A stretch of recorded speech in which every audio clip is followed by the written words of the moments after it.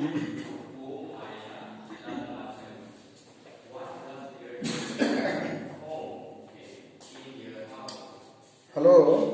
good morning children. Today we discuss the Newton first law of motion. In the previous video, we have seen the definition of the force. Force is an agency which can change the state of rest or state of motion, or it can change the shape of the object. It can change the direction of the motion. No? So on the basis of this one, we will discuss the Newton's first law of motion. तो generally आप लोग जो nature में देखते हैं कि अगर कोई ऑब्जेक्ट रेस्ट में है तो it wants to be at rest. If an object in motion, it wants to continue its uniform motion unless or until an external force compels it to change the state of rest or of uniform motion in straight line. Nature में भी हम लोग देख सकते हैं, जैसे कि suppose ये पैसेंजर इज सिटिंग इन ए बस is at rest. If the bus suddenly starts, then passenger feel jerk backward, पीछे की ओर jerk फील करता है. और कोई रनिंग बस गाड़ी सडनली स्टॉप हो जाता है, then passenger feels jerk forward. यहाँ भी जैसे कि सडनली बस स्टार्ट हो रहा है, मतलब ये lower part of the body start to move along with the bus, whereas जबकि upper part wants to be at rest. Right. तो so many examples are there in our standing. तो what is the statement of Newton's first law of motion? है ना, Newton's first law of motion. Newton first law of motion. Newton के पहले motion के बारे में first time description given bye Galileo. Galileo died in year 1642 and the same year Newton took birth. और Galileo के दिया हुआ कंसेप्ट को न्यूटन पढ़ करके उसको सिस्टमेटिक ढंग से उसको लिखा और क्रेडिट न्यूटन को गया, और ये न्यूटन्स लॉ ऑफ मोशन के नाम से फेमस हो गया. तो स्टेटमेंट क्या है? An object remains in a rest state of rest. Newton first law का स्टेटमेंट है, an object remains in a state of rest,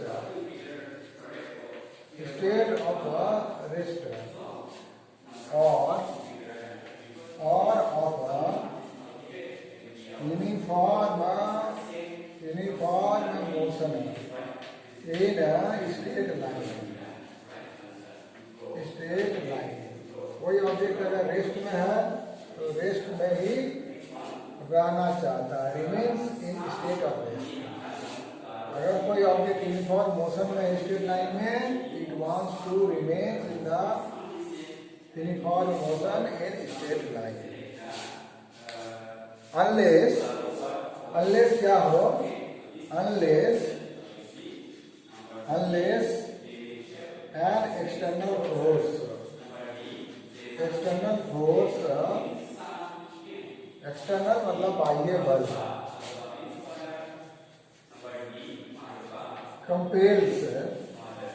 compels it to change the state of rest or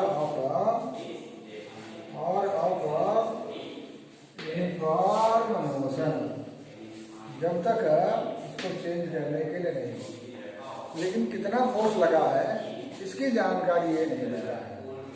तो Newton's law of motion, Newton's first law of motion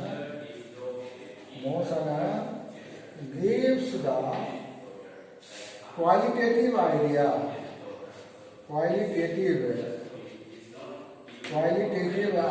of the force, है ना। Idea of force का जो है qualitative idea देता है। Quantity कितना लगा फोर्स ये नहीं बताता है, क्वालिटेटिव आइडिया कि फोर्स लगा है। फोर्स एक्सटर्नल फोर्स अगर लगेगा तो वो क्या कर सकता है, स्टेट ऑफ रेस्ट को चेंज कर सकता है। अगर रेस्ट में है तो मोशन में ला सकता है, अगर मोशन में है तो इसको रेस्ट में ला सकता है। अगर इस स्लो मोशन में है तो इसका स्पीड चेंज हो सकता है। अगर it is in fast moving then it can slow down, it can change the direction. The SI unit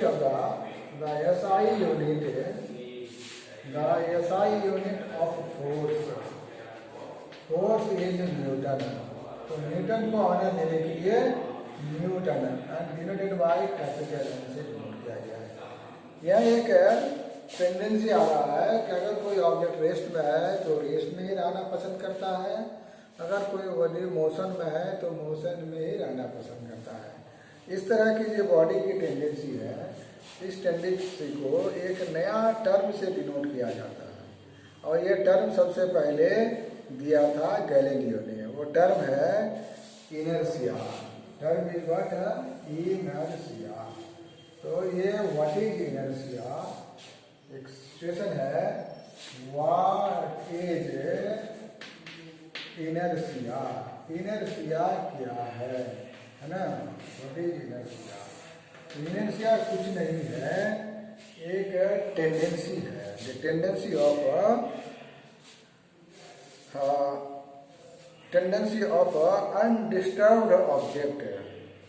undisturbed object to stay at rest or to keep moving with the same velocity, है ना। तो ये inertia को हम लोग define कर सकते हैं। इनर्शिया क्या है? दी टेंडेंसी, क्या है? दी tendency of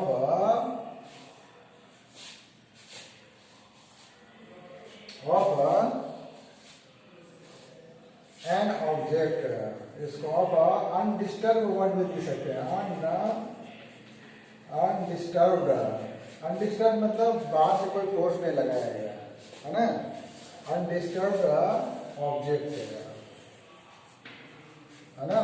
it is the tendency of undisturbed object to stay at rest, undisturbed, बाहर से कोई फोर्स नहीं लगा है। तो stay at rest or to keep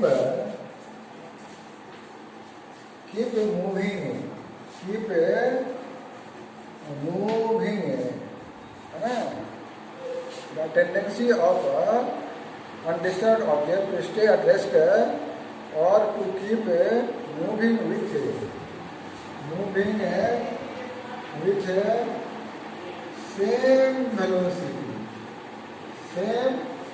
same velocity is called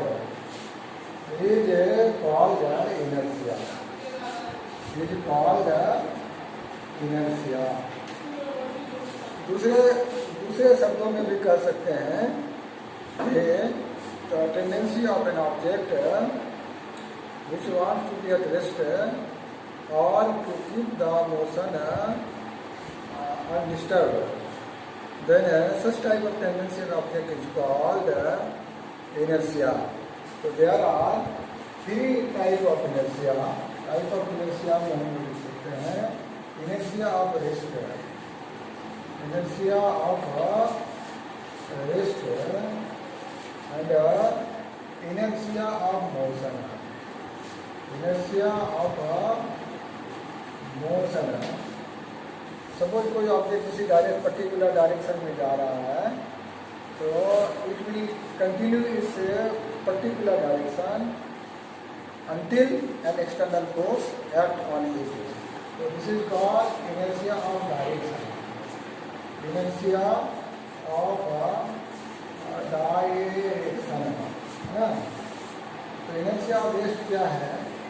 जैसे when bus suddenly start to move, the passenger will jerk backward.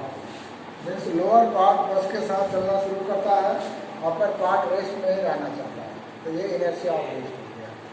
अगर running बस सडनली स्टॉप हो जाता है तो passenger feel jerk forward, lower part बस के साथ रुक गया, लेकिन अपर पार्ट क्या करता है, मोशन में ही बनाए रखना चाहता है, तो वो अपने को अनडिस्टर्ब रखना चाहता है। तो इनर्शिया ऑफ मोशन एक जैसे कोई ब्रांच, ट्री का ब्रांच को लेकर हम लोग वायरसली अगर जर्क करेंगे तो उससे लीफ अलग हो जाता है। तो जब मोशन करते हैं तो ब्रांच तो मोशन में आ जाता है, लेकिन लीफ चाहता है कि हम रेस्ट में रहें, तो वो होता है। इसी तरह से कोई कंबल को अगर किसी स्टिक के द्वारा हम लोग फिट करते हैं, पीटते हैं, तो उस कंडीशन में dust come out from the blanket. तो स्टिक से बीट करने से कंबल तो मोशन में आता है, लेकिन उसके अंदर में जो डस्ट है वो रेस्ट में ही रहना चाहता है, इनर्शिया ऑफ रेस्ट है। सपोज कोई ऑब्जेक्ट जो है, कोई व्हीकल लेके कोई ड्राइवर जा रहा है सीधे डायरेक्शन में, अचानक अगर टर्न लेता है तो वो राइट साइड में जर्क फील करता है, मतलब वो डायरेक्शन कंटिन्यू कर रहा है, इनर्शिया ऑफ डायरेक्शन है। तो इनर्शिया ऑफ रेस्ट को जो है, इनर्शिया ऑफ रेस्ट को स्टैटिक इनर्शिया कहते हैं। इसी called static inertia, and inertia of motion you can say the kinetic inertia, the kinetic inertia भी कर सकते हैं, और ये डायरेक्शनल इनर्शिया है ना। तो ये न्यूटन फर्स्ट लॉ को दूसरे तरह से भी inertia of rest, inertia of motion.